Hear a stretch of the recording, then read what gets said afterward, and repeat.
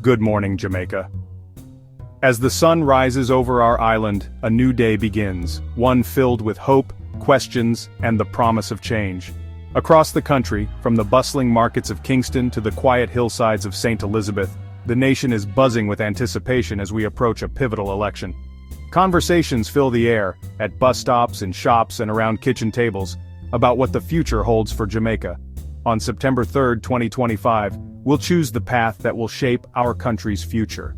This date is circled on calendars, marked in diaries, and etched in the minds of every Jamaican who cares about the direction of our beloved island. This is more than politics. It's about our daily lives, our children's futures, and our national identity. The decisions made in this election will impact the schools our children attend, the jobs we work, and the communities we call home. The debates have laid out two clear choices. Prime Minister Andrew Holness and the JLP, promising continued progress, stability, and a vision for economic growth that builds on the foundation already set. And Mark Golding of the PNP, offering change and renewed social focus, with pledges to address inequality, strengthen social programs, and bring a fresh perspective to leadership. For many, this election is a chance to reflect on what matters most, whether it's jobs, education, healthcare, or the safety of our neighborhoods. Young voters, first-timers, and elders alike are weighing what each candidate means for their future. These debates are not just political theater. They're a vital job interview for Jamaica's top leadership. Every word, every promise, and every plan is being scrutinized by a nation eager for answers. Leaders must defend their records, detail their plans, and show us they understand the real challenges facing everyday Jamaicans. They must connect with voters, listen to concerns, and convince us their vision is best for our island's future. From the cost of living to the state of our roads, the stakes are high. Every issue discussed on the debate stage touches our lives in real ways, whether it's the price of groceries, the quality of healthcare, or the safety of our streets. We'll break down the key moments and promises from the debates to help you make an informed choice. It's not just about who speaks the loudest, but who listens, who understands, and who can deliver. When you step into that voting booth, you're voicing your hope for Jamaica's tomorrow. Your vote is your power. Use it to shape the future you want to see for yourself, your family, and generations to come. Prime Minister Andrew Holness and the JLP campaign on stability and progress, highlighting low unemployment, a stable dollar, and reduced debt. Their message, the groundwork is laid, now it's time for transformative growth. The JLP's platform centers on infrastructure, more houses, better roads, and reliable water. Holness also champions Jamaica's move to become a republic and pushes for reparations, tying economic strength to national pride. The JLP promises more jobs, more development, and a modern, independent Jamaica. Holness asks voters to trust his team's proven management and warns that changing course could jeopardize ongoing projects. His message: steady hands, clear goals, and a blueprint for a prosperous new Jamaica. The choice is between building on progress or risking disruption. Mark Golding and the PNP offer a bold vision of change for Jamaica, one that is rooted in unity, compassion, and a deep commitment to putting people first. Golding's leadership style is defined by his willingness to listen to the concerns of everyday Jamaicans and to work alongside them to build a brighter future. The PNP's message is clear: Jamaica's strength lies in its people, and real progress means ensuring that no one is left behind. Their Jamaica Love Manifesto is more than just a political document. It's a promise to address the most pressing issues facing the nation. The manifesto lays out comprehensive plans for justice reform, improved education, food security, and a new era of accountable governance. It's a blueprint for a Jamaica where opportunity is accessible to all, and where government is transparent and responsive to the needs of its citizens. Golding argues that economic statistics alone don't tell the whole story.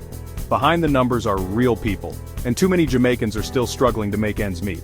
He points to the daily realities faced by families in modest neighborhoods, young people searching for jobs, and parents working hard to provide for their children. For Golding and the PNP, true progress is measured by the well-being of every Jamaican, not just by economic growth. The PNP promises targeted tax relief for working families, new programs to empower youth with skills and opportunities, and dedicated support for seniors, teachers, and cultural icons who have shaped Jamaica's identity. By investing in education, job training, and social services, The PNP aims to create a society where everyone can thrive regardless of their background or circumstances. Golding pledges to honor Jamaica's cultural heritage by elevating Bob Marley and Miss Lou to national hero status, recognizing their lasting impact on the nation's spirit. He also promises practical support for teachers, including loan relief and access to affordable housing, so they can focus on educating the next generation without financial stress. The PNP's approach is holistic, aiming to strengthen families and communities at every level. From supporting parents and children to encouraging community involvement and volunteerism, their policies are designed to build a more caring and connected Jamaica. Golding positions himself as a leader who governs with heart and empathy, challenging the idea that economic growth alone defines success. He believes that leadership means listening, understanding, and acting in the best interests of all Jamaicans, especially the most vulnerable. The Jamaica Love Promise is about progress that reaches every home and community, whether in bustling cities or quiet rural towns. It's about creating a future where every child can dream big, and every family feels secure and valued. Ultimately, it's a call to rebalance the scales of opportunity and put people at the very center of national development, ensuring that Jamaica's future is built on justice, inclusion, and love for all. Holness's campaign centers on a bold infrastructure plan: 60,000 new homes, expanded water access, and better roads. The housing initiative targets families and young professionals, aiming to make homeownership a reality. The JLP pledges to bring clean water to 900,000 more people, with major projects in Clarendon, Manchester, and the corporate area. The Spark program promises smoother roads, reducing daily frustrations for motorists and businesses. Upgrades to health clinics in key towns and $1 billion investment in agriculture round out the plan. The goal: boost local food production, stabilize prices, and improve daily life. For many, these promises mean real improvements: better homes, water, roads, and food security. The JLP's vision is a transformed, modern Jamaica built on solid infrastructure. The PNP's focus is on human infrastructure, policies that directly impact families, youth, and workers. Golding promises to raise the income tax threshold to $3.5 million, putting more money in workers' pockets. A $1 billion youth innovation fund and startup grants aim to empower young entrepreneurs and create 20,000 new jobs. The PNP pledges multi-billion-dollar support for seniors, including meal delivery, transportation, and wellness programs. A proposed Elder Care and Protection Act would safeguard seniors' rights. The party also promises to strengthen families through a national social work system and community support. Teachers would benefit from student loan relief and priority housing. By honoring cultural icons and supporting educators, the PNP aims to foster national pride and opportunity. Golding's message: a caring, equitable Jamaica where no one is left behind. At the heart of Jamaica's legal and political landscape lies a major debate: whether to replace the UK's Privy Council as the nation's final court of appeal. This issue has become a flashpoint, igniting passionate arguments about the future of justice in Jamaica and the country's path toward full sovereignty. For decades, the Privy Council in London has served as the ultimate authority on Jamaican legal matters, a legacy of colonial rule that many now question. Prime Minister Andrew Holness has made it clear that any move to change Jamaica's highest court must be decided by the people themselves. He insists that such a significant constitutional shift should go to a public referendum, arguing that it's not just a matter for Parliament, but a decision that belongs to every Jamaican citizen. Holness believes that only through broad public participation can the country achieve true consensus on this historic issue. On the other side, opposition leader Mark Golding, who is also a respected constitutional lawyer, sees things differently. He argues that requiring a referendum is simply a delay tactic, and that Parliament already has the legal authority to act. Golding contends that the time for debate has passed, and that Jamaica should move forward without unnecessary obstacles. Golding urges the immediate adoption of the Caribbean Court of Justice, or CCJ, as Jamaica's final appellate court.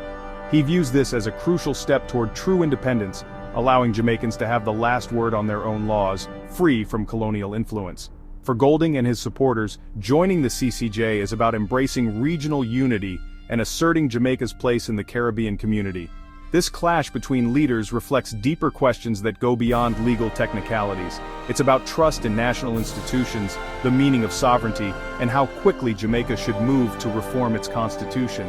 The debate has sparked conversations in Parliament, in communities, and in homes across the country.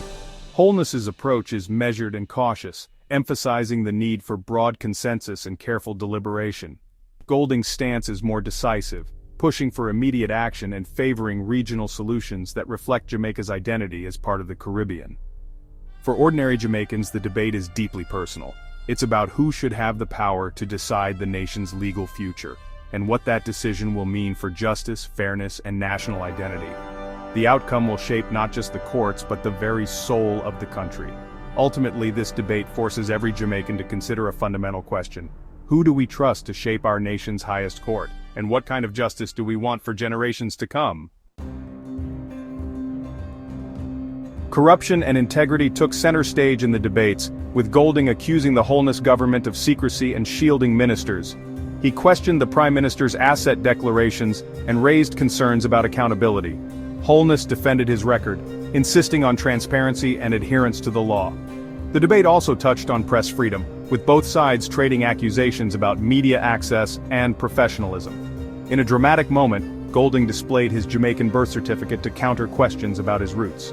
The exchanges grew personal, with allegations about conflicts of interest involving the Prime Minister's family.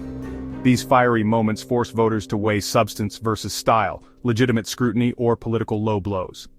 Ultimately, the debate on integrity is about trust. Who will lead with honesty and transparency? Beyond the promises and clashes, what matters is how these policies affect your life. Holness's housing and water plans speak to families dreaming of stability and farmers needing reliable resources. Golding's tax relief and youth fund offer hope for workers and young entrepreneurs. The court debate impacts access to justice. The integrity debate shapes trust in government. Even personal moments like Golding's birth certificate reflect the kind of society we want. As you weigh your choice, connect these promises to your daily life, your family, and your future. This election is about you, your hopes, your challenges, your Jamaica. We've explored the promises, the clashes, and the visions of both leaders. Now the power shifts to you, the voter. On September 3rd, your vote will help decide Jamaica's direction. Will you choose continued development and stability, or a new focus on social welfare and opportunity? Think about the Jamaica you want in 5 years. New infrastructure, stronger safety nets, or a more inclusive society? Look past slogans. Vote for what matters most to you and your family. Talk to your loved ones, think critically, and make a plan to vote.